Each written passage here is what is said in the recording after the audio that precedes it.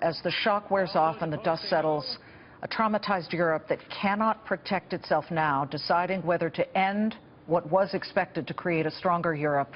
Looking at this video of what happened in Brussels airport, it leads everybody to question the so-called Schengen Treaty, or open borders, which was actually first created back in 1985, where anyone within those 26 European Union countries could travel freely without stopping at checkpoints. Will this most recent attack and the rest of Europe's most wanted, one of the Paris attackers just 4 days ago, mean the death of open borders? Former U.S. Assistant Secretary of State Bob Hormats with us now.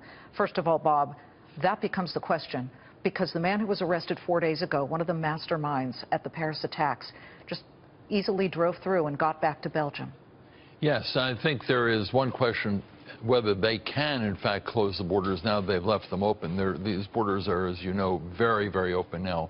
Closing them would be very complicated. There's another question, that is, Belgium really is quite different from some of the other places. Belgium has a higher percentage of fighters in the Middle East, in Syria and Iraq, but mostly Syria, a percentage as opposed to other countries. It has a lot of people there, given the small size of the country.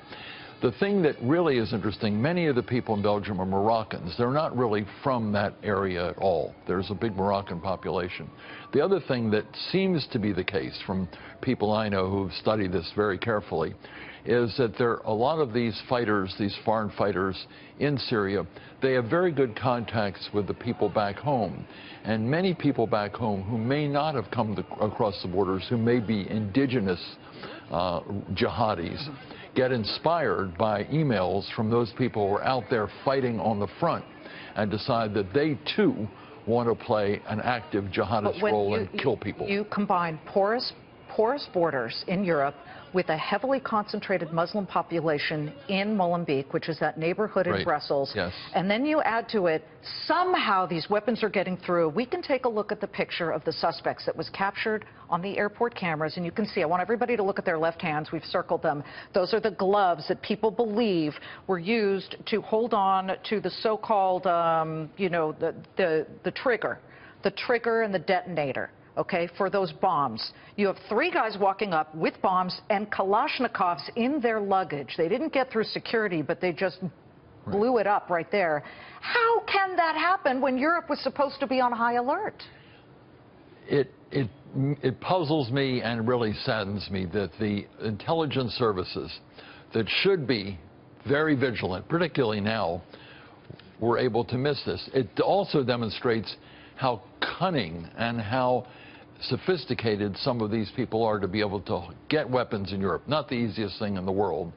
And to have those weapons and bring them as close as they did into the airport. Let me do this. If we can roll the video that was from inside the airport just as the bombs went off. There were shouts in Arabic, according to witnesses. First shouts in Arabic, and then the twin explosions, ostensibly set off by the 2 men who were holding the luggage carts and dressed alike. And then you can see the big flash of the attack. These guys were able to get at least inside the door into the so-called departing lounge. Okay, if we can show the video of the actual explosion, that would be great, because I think that that really indicates.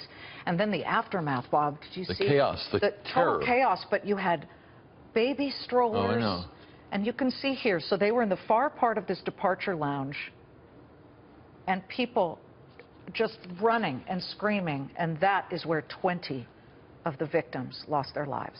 Well, it may come to the point that it came to in Japan, in Narita Airport. As you may recall, years ago in Narita Airport, you had to go through a checkpoint to get to the airport. There were checkpoints along the road, and you had to have your car inspected, and you had to be inspected. The Japanese don't do that anymore, but that was one way the Japanese avoided this kind of thing happening. They know how to do it. It's doable. It takes more time because, of course, the cars back up before they're inspected, but that if they are able to bring things into the airport and kill large numbers of people, having some access point from the beginning before they get to the airport may be what is needed. I'm not advocating it, but it certainly ought to be studied. It worked quite well in Japan. Well, if we want to be safe, it also works in Israel at Ben Gurion Airport, too. Bob, thank you. Thank you very much. Bob Hormats, the Kissinger Associates Vice Chair, former Undersecretary of State.